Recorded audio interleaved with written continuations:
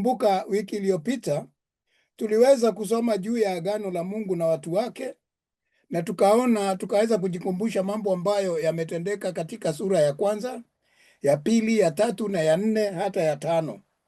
Na tukaona ya kwamba sura ya tano inamalizia na maelezo ya agano, na kwa hivyo wapenzi, tunaingia sura ya sita kwa sababu inaenda ikituingiza polepole katika siri ambazo zimefichwa katika neno la Mungu.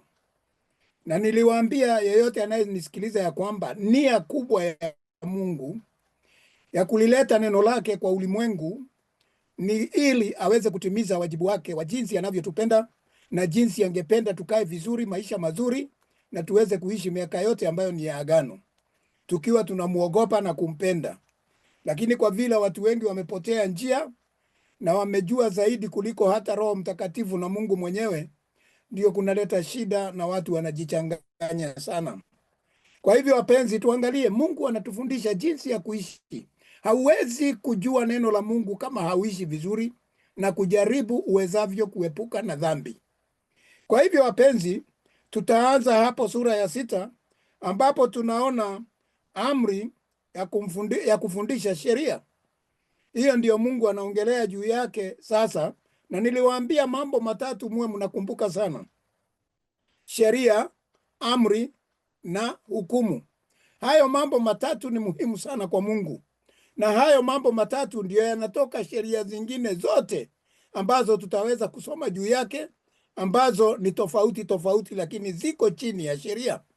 Kwa hivyo sasa Musa akaambiwa aweze kutoa amri ya kufundisha sheria, na hii ndiyo sheria na amri na hukumu alizoziamuru Bwana.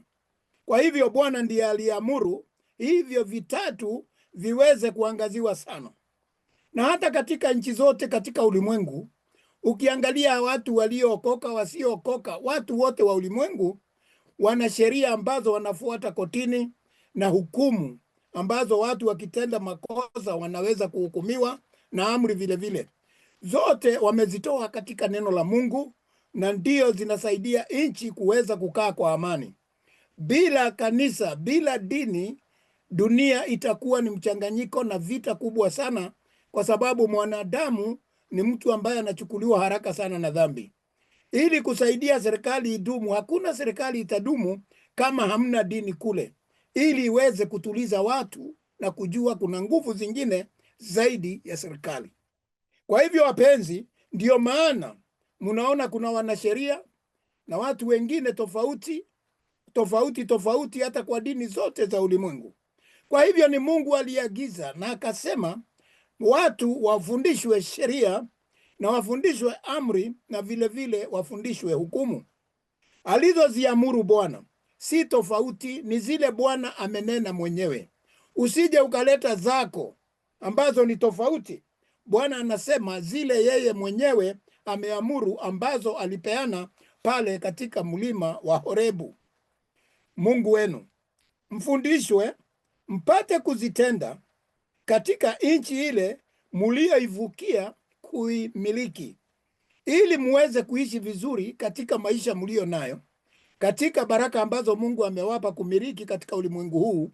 Ni sharti, ni lazima muweze kuzitenda amri za Mungu, kwa sababu ukienda kinyume naye ndio unakuta watu wengi wanakufa kabla ya wakati wao,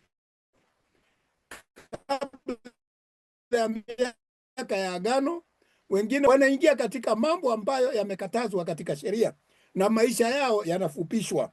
Na anasema ili kuimiliki nchi, ili hii nchi iweze kukufaidi wewe na uzao wako, ni sharti uzitende amri za Mungu, upate kumcha Mungu Bwana wako, uweze kumwogopa na kumheshimu Mungu wako, kushika amri zake zote na sheria zake ninazokuamuru wewe na mwanao na mwana wa mwanao siku zote maisha yako, tena siku zako ziongezwe.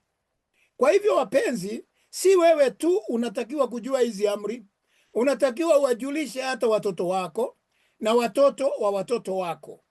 Mzazi aliyebarikiwa, hasa hata asipoishi miaka mingi sana, huwa anaona wajukuu wake. Kwa hivyo wapenzi, ndio Bwana ameshikilia hapa uweze kumfunza mwanao na mwana wa mwanao. Kwa hivyo hakuna kitu ambacho utasema haukusikia na tayari Mungu amekuambia. Kwa hivyo ndipo inatakiwa uweze kuwafunza hata wajukuu wako, na utaona ya kwamba hata watumishi wa Mungu wote kuanzia Abrahamu waliweza kuona wajukuu wao na wakawaeleza imani yao ilivyokuwa. Wakamfunza Isaka, Isaka akamfunza Yakobo, na vile vile babu yao walipofariki, hawa watoto Isaka na watoto wake walikuwa hai. Kwa hivyo wote walikuwa mahali pale na waliweza kufunzwa amri za Mungu. Na vile tulivyo hata sasa, ndio naona katika kitabu, katika Agano Jipya, epistles, maandiko, barua ambazo zimeandikwa na Paulo, zinasisitiza ya kwamba ukiwa kiongozi, ukiwa umeokoka, ikiwa wewe uko na wengine unaowafunza, sharti uwe mtu ambaye anailinda nyumba yake, analinda mkewe, analinda watoto wake, na anawaonyesha njia za Mungu.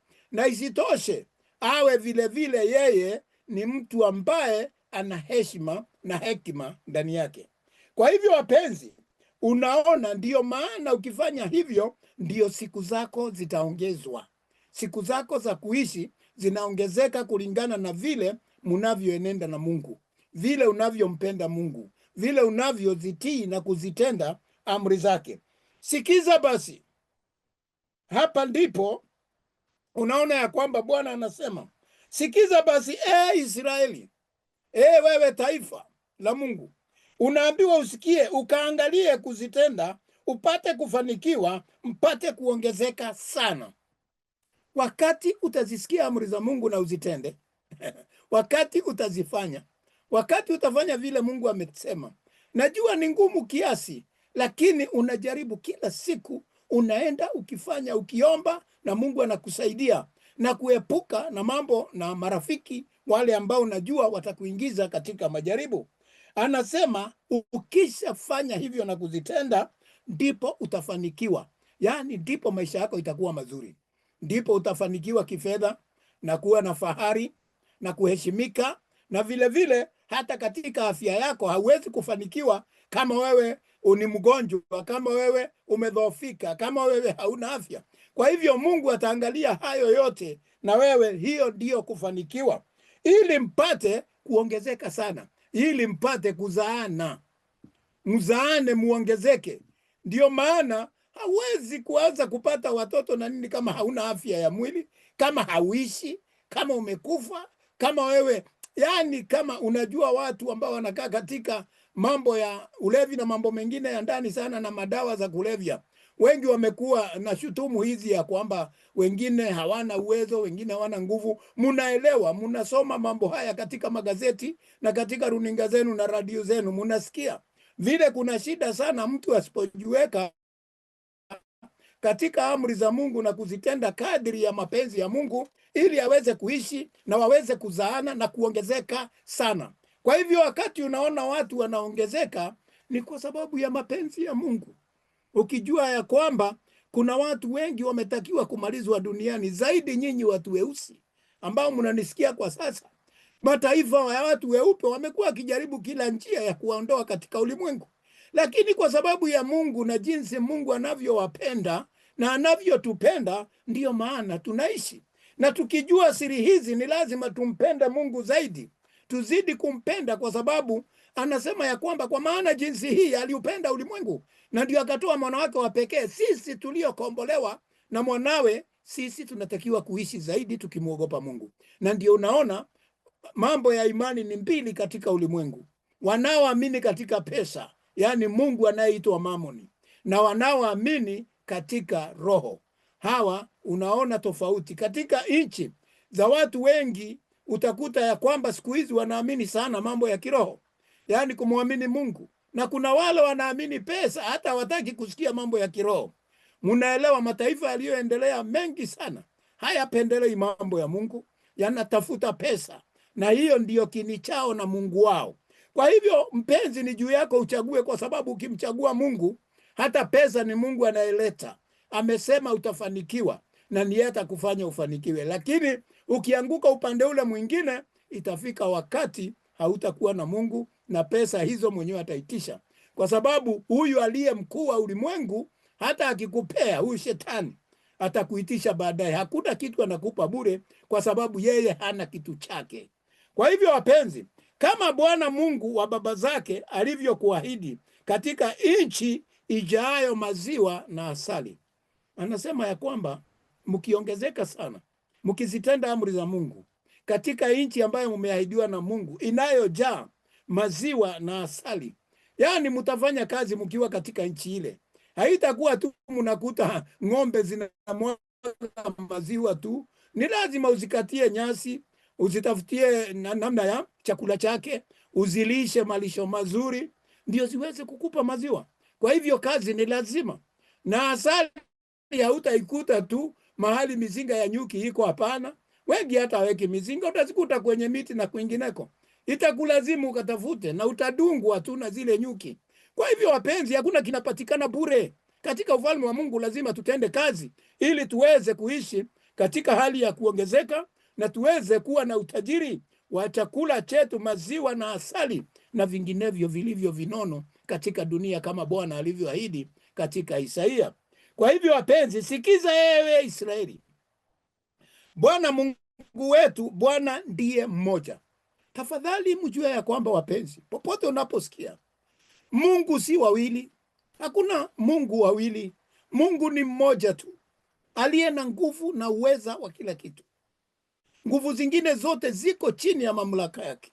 Kuna watu wamejichongea miungu yao, sanamu, picha, nini, mambo kama hayo. Imani zao wamezipeleka katika Wagalatia 5:18-19, mambo ya mwili wameziweka namna hiyo. Hizo ni imani tofauti.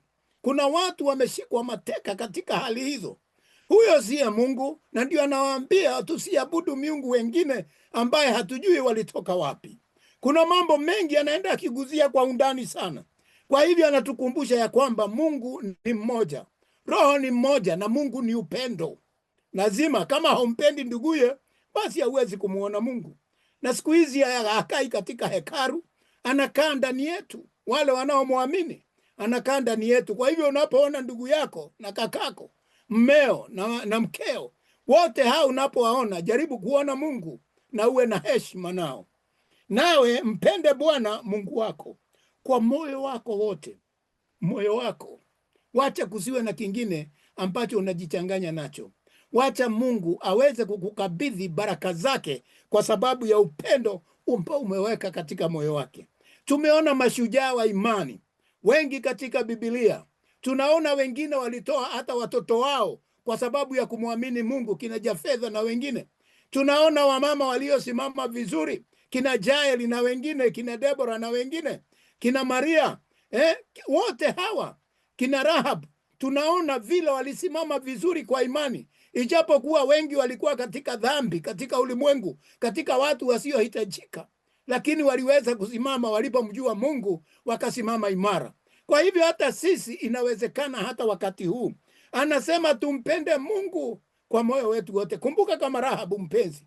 Rahabu alikuwa kwa taifa la Jericho ambako kweli angeuawa na wale watu hawakuwa na imani, lakini aliamini kuwaokoa watu wa Mungu kwa sababu aliona kuna utofauti, naye akaweza kuokolewa. Kwa hivyo wakati unajua ya kwamba unatakiwa ujue tunaokolewa hata ikiwa tunapita katika hali mbaya, na tunasimama kwa sababu ya imani tulio nayo. Kwa hivyo umuogopi mwanadamu ama kifo. Mtu anayempenda Mungu anasimama upande wa Mungu. Kwa hivyo wapenzi, kwa moyo wako wote na kwa roho yako yote. Unajua wakati ulikuwa hai kabla hujamjua Kristo, ulikuwa bado uko hai, ulikuwa na roho ya uhai. Na wakati ulijazwa na roho wa Mungu ukaokoka, akaweka nguvu maradufu ndani yako. Kwa hivyo sasa ile roho yako ilikuwa imekuweka nje na Mungu. Anakuambia hiyo umpende Mungu kwa roho yako yote. Ndio na yeye akiwa ndani yako unapata nguvu maradufu. Unakuwa shujaa wa Mungu. Kwa hivyo wapenzi, mpende Mungu kwa roho yako yote, kwa nguvu zako zote. Usiende kutumia nguvu zako ovyo ovyo. Hapa nguvu inaimanisha mambo mengi tu. Nguvu ya kufanya kazi, nguvu ya kupata watoto, nguvu inayotumika kwa sababu ya ufalme wa Mungu, nguvu ya kueneza Injili. Hizo nguvu zote ndizo unaambiwa usizitumie ovyo. Tumia vizuri kwa Mungu, ili utakuta kazi uliyofanya kule katika mbingu. Na maneno haya ninayokuamuru leo yatakuwa katika moyo wako. Maneno ambayo Bwana anatuamuru siku ya leo, maneno ambayo unasikia wewe Mkristo mpenzi, ujue ya kwamba itakaa ndani ya roho yako. Kwa hivyo wapenzi, ni vizuri kusoma neno la Mungu, ni vizuri kila wakati kukaa katika maombi, ni vizuri kujikumbusha kila wakati. Wakati mwingi watu wa Kristo wameshindwa sana na watu wa dini zingine. Watu wa dini kama Islamu wanaweka wakfu watoto wao, wanawapeleka madrasa wakiwa wadogo, na wanajifunza Kurani mpaka wanaimba kama wimbo. Lakini utakuta watu wa Mungu hata laini kadhaa za Biblia ukimwambia fungua kitabu fulani, hawajui iko wapi. Anazungukaga Biblia, hata anauliza nenako ni wapi. Hajasoma.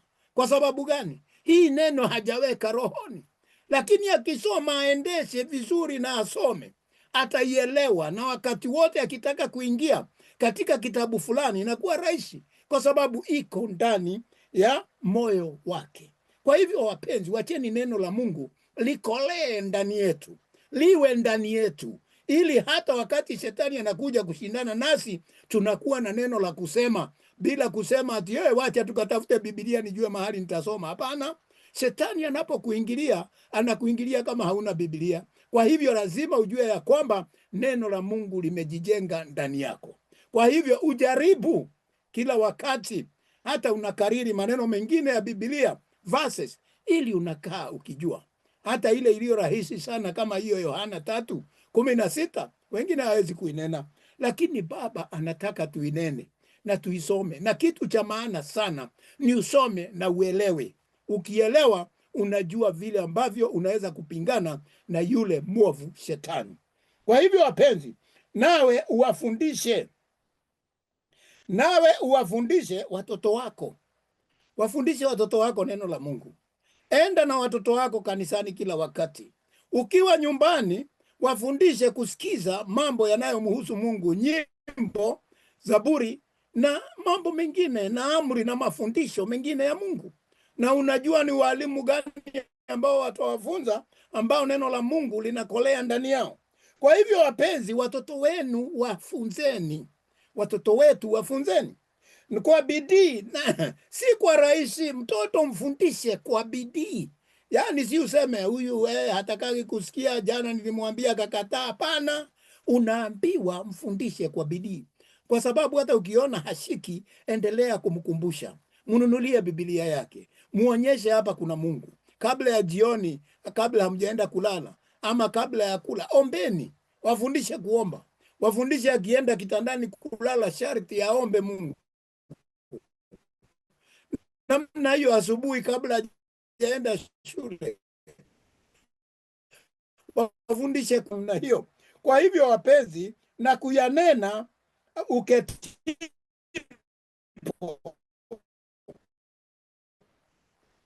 hii maneno unayaongea yale Mungu. Na vile vile ukiwa katika nyumba yako ndani, kama umeketi chini, wacha hiyo maneno yanachemka ndani yako. Kama uko kwa nyumba yako, kama sasa unanisikiza ukiwa kwako na unayapenda, na mambo yanayotoka kule ni ya muhimu sana. Na vile vile, na utembeapo njiani, nenda ukikariri mambo ya Mungu. Wakati unaendesha gari yako, wakati unatembea kwa miguu, wakati uko na shambani, mahali ulipo kazini mwako, jaribu kila wakati unakuwa ukinena mambo ya Mungu na kujikumbusha. Kwa hivyo, na hata wakati ulalapo, unapoenda kulala, jikumbushe neno la Mungu. Soma verse 2-3, alafu uombe. Hivyo ndivyo utafanya na uondokapo. Wakati unaondoka asubuhi, ni sharti, ni vizuri unafanya kusoma neno la Mungu. Na ndio mimi huwaambia wapenzi wale tunao shiriki pamoja, nawaambia ni vizuri kuwa na kitabu ambacho kinaitwa devotional, ambacho kitabu hicho ukiweka karibu na meza yako pamoja na Biblia, ukiamuka kila siku inakupa neno la himizo. Unasoma na Biblia, unasoma sehemu fulani. Ikiwa una wakati, ni vizuri kusoma chapter moja. Unasoma sura moja, unaangalia, unaona vizuri. Kwa hivyo itakufanya uelewe Biblia sana. Miaka 40 iliyopita na zaidi, kuna Biblia moja nilipewa na rafiki yangu mmoja, na hiyo Biblia bado ninaye. Huwa haitoki kwa gari yangu, kwa sababu hata wakati sina hii ingine ninazo kadhaa, lakini hiyo ukikuta hiyo niliisoma zaidi ya mara mingi, ambayo hata siwezi kukueleza ni mara ngapi, kurudia. Kwa hivyo wapenzi, neno hilo linaingia katika nyama zako, yaani kila wakati ukikaa Mungu tu, yani hauoni mambo mengine yaliyo ya muhimu. Jambo lililo la muhimu ulimwenguni ni kumpenda Mungu wako, mambo mengine anakuongezea. Na katika nyumba yako mpenzi, nikueleze siri, katika nyumba yako ukipata redio ambayo unaweza weka muziki, unaweka station moja ambayo inaenda masaa 24, inakuwa tu inacheza hiyo, wakati mwingine nahubiri, nafanya hivi, naimba nyimbo, mambo kama hayo, unakaficha huko mvunguni mwa kitanda, una connect na stima. Hata kama hauko, hata kama umeenda likizo nini, kana imbaka tu kwa chini, sauti ya chini tu. Hata shetani akija kutembea huko, anakuta Mungu bado anatembea huko. Ndio maana ati ya kwamba katika nyumba yako, wacha mambo hayo yawepo katika nyumba yako. Yaani hata ukiingia unajua kuna ushuhuda fulani unatokea. Ukienda unasikia hapo pana wimbo wa Mungu, kuna mtu anahubiri namna hiyo. Na hiyo ndio kukaa, kwa sababu ni kualika Roho wa Mungu akae katika nyumba yako. Yafunge yawe dalili, yaani maneno haya ya Mungu uyafunge yawe dalili juu ya mkono wako. Yaani mkononi mwako inatakiwa uwe na kitu ambacho katika Waisraeli iko kitu ambacho wanafungaga hapa, mfano wa kamba ambayo inawakumbusha juu ya maandiko ya Mungu na ina sheria za Mungu. Kwa hivyo hata mimi nina kadhaa hapa ambayo ukiweka mkononi, hata ukiangalia wakati hauna mambo yote, unakumbuka mimi ni mtu wa Mungu. Namna hiyo unajikumbusha wakati wote, kwa sababu mtu ni wa kusahau, lakini lazima uweke kitu ambacho kinakukumbusha wewe. Unajua, ukikiangalia hivi tu unajua hiki kinanikumbusha juu ya Mungu. Kwa hivyo iwe dalili yani ya kwani mwako. Hii hupewa wana wa Israeli, ambayo nitafunza baadaye. Wanaweka mkononi aina ya ngozi ambayo imeandikwa amri za Mungu hapo juu yake. Kwa hivyo wapenzi, na unakumbuka hata nguo yao wanafunga ile tarit. Ile tarit ina sheria zile 613. Kwa hivyo wakiwa wamevaa hiyo ya maombi, na wewe unaye, watu wengi katika kanisa letu wanayo hiyo nguo, hiyo shuka ya maombi, ni vizuri ukiwa nyumbani wakati unaomba unaiweka mahali ambapo umetenga, unaomba kabla ya kwenda kulala. Na namna hiyo ni muhimu sana, ili wewe uwe unakumbuka mambo ya Mungu kila wakati. Mtu ni wa kukumbushwa, akikaa mbali kidogo yeye usahau. Nayo yatakuwa kama utepe katika macho yako, yaani itakuwa kama utepe. Utepe ni kitu kama, wakati nyumba ni mpya inaenda kufunguliwa, wanawekaga kitu kama kamba hivi, inakatwa na makasi. Hiyo ndio tunaita utepe katika macho. Yaani unapofungua macho tu ili kitu kionekane ndani, ni kama kufunguliwa. Wacha iwe ndio utepe, yaani inakuambia kitu chochote kikiingia ndani yako kiwe na uungu ndani yake. Kwa hivyo tena yaandike juu ya miimo ya nyumba yako. Yaani miimo ni milango hii, yaani uweze kujua vile damu ilipakwa katika kule Misri. Miimo ya milango, ukiingia nyumbani kwako, jaribu hata ile maombi ya Bwana aliyotufunza kuomba, iko mingi imeandikwa. Mimi ninaye nguo mkubwa imeandikwa hiyo, ambayo nimepata, nimeiweka tu ukutani kwangu. Nikiangalia nasema, Baba yetu aliye mbinguni, jina lako. Anytime, hata kama siombi, nikiangalia tunakumbuka our Father who art in heaven, kwa sababu nimeiweka ukutani kwangu, ninaiona kila wakati. Mahali pengine nimeweka, Bwana niangazie mchana mzima na nini, nimeweka katika mahali mimi nalala. Nikiangalia tunakumbuka namna hiyo, kwa sababu mwanadamu ni wa kukumbushwa. Mwanadamu ni wa kukumbushwa, lakini siwaambii muweke sanamu za watu ni neno la Mungu. Kwa hivyo na iwe katika miimo ya nyumba zenu, na vile vile katika malango, in the gates, mahali umejenga nyumba yako ya kudumu. Wacha hapa tunakomboa manyumba ama nyumba ya kukomboa, unaweza weka vile nimekuambia, lakini ukijenga yako mwenyewe kule nyumbani ama mahali umenunua na mjini, ni vizuri kujitambulisha wewe ni nani mahali pale. Ndio anasema uandike katika malango yako, in your gates.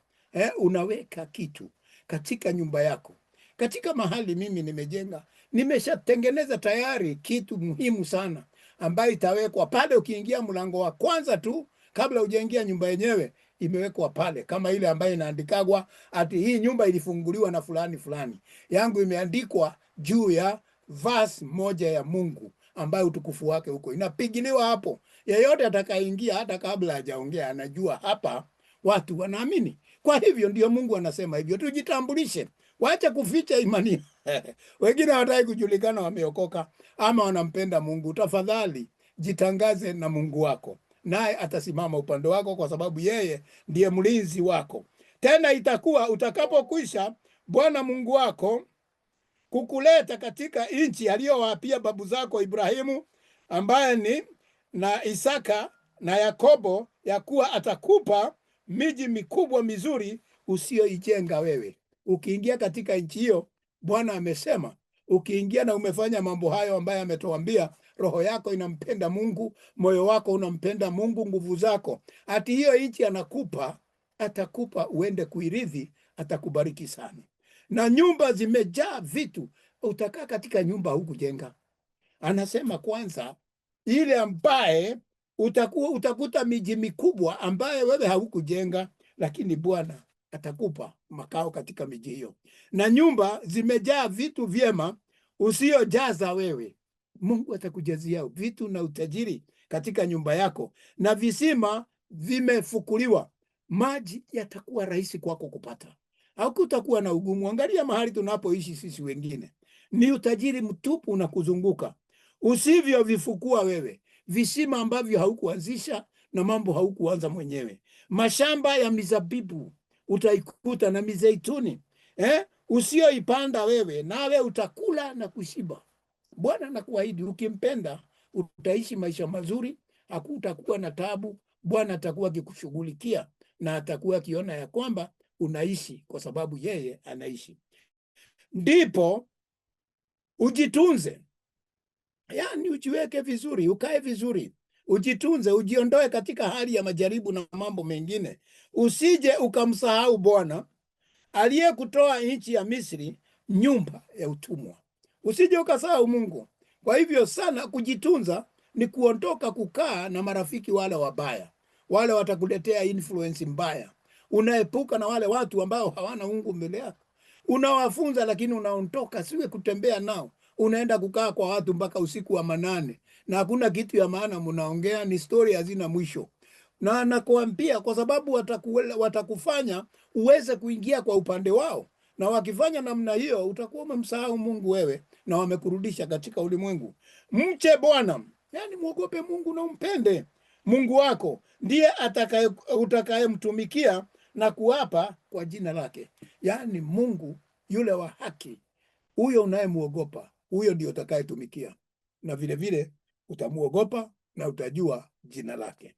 Msifuate miungu mingine, usifuate miungu mingine katika miungu ya mataifa wawazungukao. Kuna watu wana miungu tofauti, na hao Bwana anakuambia usifuate. Imani tofauti ambazo ukifunzwa hii leo, kesho unakuta mwingine anakufunza tofauti. Hayo imani tofauti ndio uweza kupoteza watu wengi sana. Kwa hivyo usiabudu miungu ingine usiyojua. Ndio anasema usiabudu miungu ingine wanaokuzunguka karibu na wewe. Kwa mfano, kuna Baali.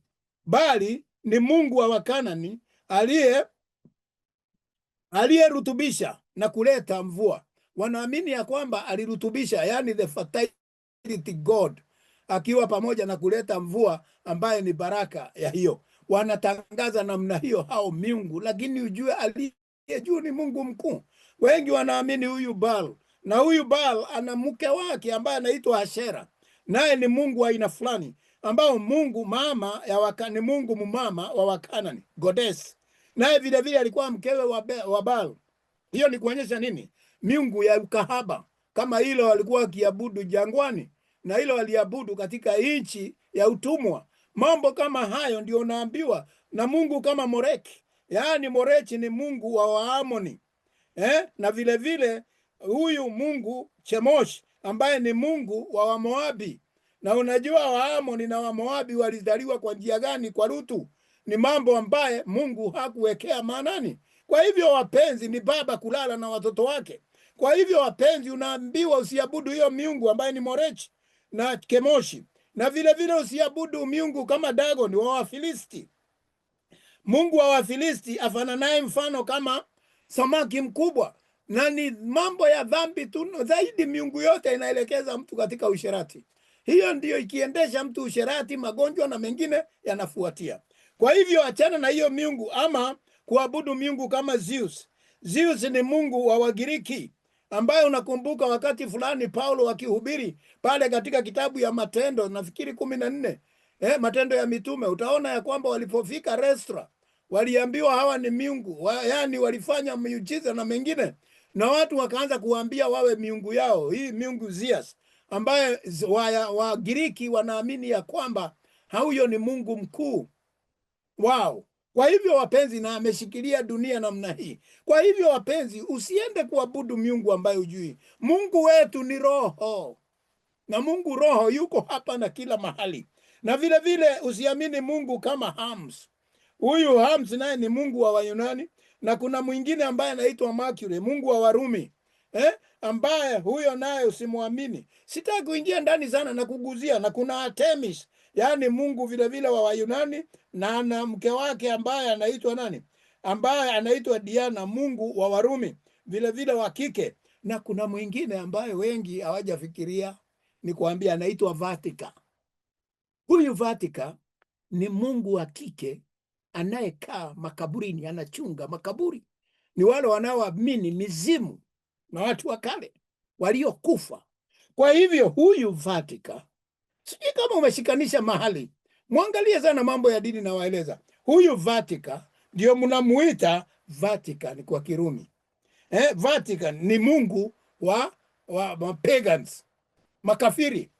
Ni mungu wa makafiri ambaye muji ambaye ni satanic, ambaye muji wa Vatican umejengwa kwa sababu ya jina hilo, kwa sababu mfalme wa Rumi aliyekuwa miaka ya 300, aliyekuwa Constantine emperor, wakati alikuwa emperor ambaye alishikanisha dini na mambo ya miungu ya dunia ya Warumi ili aweze kutawala dini, kwa sababu walikuwa na nguvu sana. Yeye alijenga palace yake, nyumba ya kifalme katika mlima huo wa pale unaitwa Vatican. Na alipojenga hapo, akajenga hata na tempo yake. Alipojenga hapo, wakati popu walikuja baadaye, akaita Vatican, na huyo mungu wa kike anaitwa Vatican, ndio pahali pale ambaye huwa anachunga makaburi. Na wakati ule ni mungu wa makaburi, graveyard. Na wakati ule alipojenga hekalu ya palace yake mahali pale, nyumba ya kifalme, mapopu waliokuja baadaye waliweza kujenga hekalu mahali pale, na hapo ndipo Vatican iko, mlima huo wa hili. Hapo ndio Vatican imejengwa, na huyo Vatican yuko pale. Vatika anaitwa Vatika, ni mungu wa kike. Na nikueleze kidogo tu, nikuguzie, na hiyo V ina maana yake. Sitaki kuingiza kwa sababu ni usherati, ni mambo ya kisherati. Unaelewa V maana yake. Kwa hivyo ni katika Kilatini, mungu wa kike anayetawala makaburi. Ni imani ambayo unatakiwa kufahamu vizuri sana. Sitaki kuingia kwa undani na kuguzia, ndio inaitwa Vatican. Na ndio unaona mambo mengi yamefichwa sana kule, ambapo nimechukua vitabu vingi, mpaka mabibilia za huko, mpaka Warumi. Nimechukua vitabu mingi sana kutafuta historia ya huko, na mambo mengi yanatokea. Na ndio unaona kuna habari ya kwamba kunasemekana pengine popu alikufa miezi mingi iliyopita, lakini lazima awekwe, atangazwe wakati Yesu ni siku ya Pasaka, ili afananishwe na Pasaka. Kwa hivyo wapenzi, hii Vatican na hii V na huyo mama na iko roho Vatican imewekwa, na wewe ukitembea kule utaona mambo haya yote. Na katika kila hekalu yao kuna maiti fulani imezikwa mahali pale, Paulo nani mingi sana ya kila aina. Kwa hivyo wapenzi, kuna siri kubwa nataka mjue, na ndio mnaita kwa lugha nyingine ngomi na mambo mengine kulingana na watu tofauti. Na hao wanaamini katika mambo hayo. Nataka ujue ya kwamba Mungu wetu ni Mungu wa walio hai, si Mungu wa waliokufa. Lakini watu wengi, dini nyingi katika ulimwengu zimerudi upande huo wa makaburi na kuabudu mizimu. Kumbuka ndugu yetu ule anaitwa Saulo. Saulo wakati alienda kutafuta Samueli, akamuita kule kwa mke wa Edo. Alipoenda huko na kuita na aletewe Samueli, Samueli alipokuja alimwambia tutakutana huko mbele. Na unaona ya kwamba hakukaa Saulo kuanzia hapo. Alipoenda hapo kuita waliokufa, hakukaa. Alienda vita na Wafilisti, na yeye mwenyewe akajiua na sword yake mwenyewe, kwa sababu hata alipojeruhiwa hakuwa amekufa, alijiua mwenyewe, kwa sababu neno hizo kuita mizimu ya wale waliolala watakuita wewe. Hiyo ndiyo miungu. Nataka ujue, ukifahamu wakati unaita hii miungu kwa njia ya uchawi ya nini, divination na mengineo, watakuvuta, watakuita, lazima watakuita, kwa sababu wewe umemwacha Mungu wa walio hai, unaenda kutafuta walio makaburini. Vatika, unaenda kutafuta. Kwa hivyo wapenzi, tutaingia ndani sana. Hii anakuambia usiabudu miungu wengine usiyojua kule walikotoka. Ndipo umwambie mwanao, tulikuwa watumwa wa Farao huko Misri, Bwana akatutoa huko katika Misri kwa mkono wake. Yaani anawaambia mtatoa testimony, mtaweza kushuhudia watoto wenu. Muambie vile Mungu alikutoa katika dhambi, vile alikutoa katika umaskini, vile alikutoa nchi uliotoka, vile alikufanya kutoka katika hali ya kutokuwa naye akakupa, vile maisha yako yalibadilika. Utashuhudia, utawaambia watoto wako, hata kama wewe hauko ulikuwa umefungwa na yule mwovu shetani na mambo yako yalikuwa magumu. Kwa hivyo wapenzi, tutawashuhudia watoto wetu, tuwaambie jinsi tulivyokombolewa kutoka kwenye dhambi. Bwana akaonya ishara na maajabu makubwa mazito juu ya Misri. Yaani Mungu akaonyesha mambo makubwa. Unajua ile miujiza 10 aliyotenda kule Misri. Na hiyo tutahadithia watoto wetu, na wewe unamuhadithia kulingana na vile Mungu alikuokoa na vile mlikuwa katika kwenu, vile ambavyo mlilelewa, vile mlikaa, na wakati Mungu alikuja ni mabadiliko gani ulipata juu ya Misri na juu ya Farao na juu ya nyumba yake yote mbele ya macho yetu. Yaani uambie watoto wako vile Mungu alikutendea mbele ya macho ya kila mtu, ili watu wajue unamshuhudia Mungu aliye hai, ukiwapa mfano na wana wa Israeli walivyotoka Misri. Akatutoa huko ili kututia huku Kanani, apate kutupa nchi aliyowaapia baba zetu, ili aweze kutubariki na kuweza kutuinua. Bwana akatuamuru kuzifanya amri hizi zote, tumche Bwana Mungu wetu, tuone mema siku zote, ili atuhifadhi hai kama hivi leo. Ni lazima tufanye hii ili Mungu aweze kutuhifadhi, kutuweka safe, kutuweka vizuri, kutuweka na ulinzi. Ni wakati tunatenda mapenzi ya Mungu ndipo Mungu anatuweka katika ulinzi wake na anatukinga na adui zetu na kutuondolea shida zote, ili tuweze kuwa hai na tuweze kula mema ya nchi. Tena itakuwa haki kwetu tukitunza kufanya maagizo haya yote mbele ya Bwana Mungu wetu kama alivyotuagiza. Basi wapenzi, tukifanya vile Bwana amesema, tukiepuka miungu mingine, unaona ameiwekea maanani sana, tukiepuka dhambi na tuweke sheria na tuweke amri za Mungu na tujue kuna hukumu, tukae vizuri tukiomba kila wakati ili atuwezeshe kujiepusha na mambo ambayo hayafai, tuondoe kwa marafiki ambao wanatupeleka katika hali mbaya, kuturudisha katika dhambi. Tuogope dhambi kabisa. Kwa hivyo wapenzi, tutamuona Mungu na tutaanza hapa. Anasema tutaishi vizuri, tutakula mema ya nchi, maziwa, asali na utajiri mwingi. Atatuhifadhi, atatuficha katika siri zake, na tutakaa katika utajiri wa Mungu. Kwa hivyo wapenzi, siri kubwa ni hiyo, tumuogope Mungu, tumche Mungu, tuweze kukaa katika njia zake ili azidi kutubariki. Tuogope dhambi. Ukiogopa dhambi kila wakati, Mungu atakubariki. Wapenzi, kwa leo tutakoma mahali hapo, na wiki ijao tutaenda katika sura ya 7. Bwana ameshikilia pale.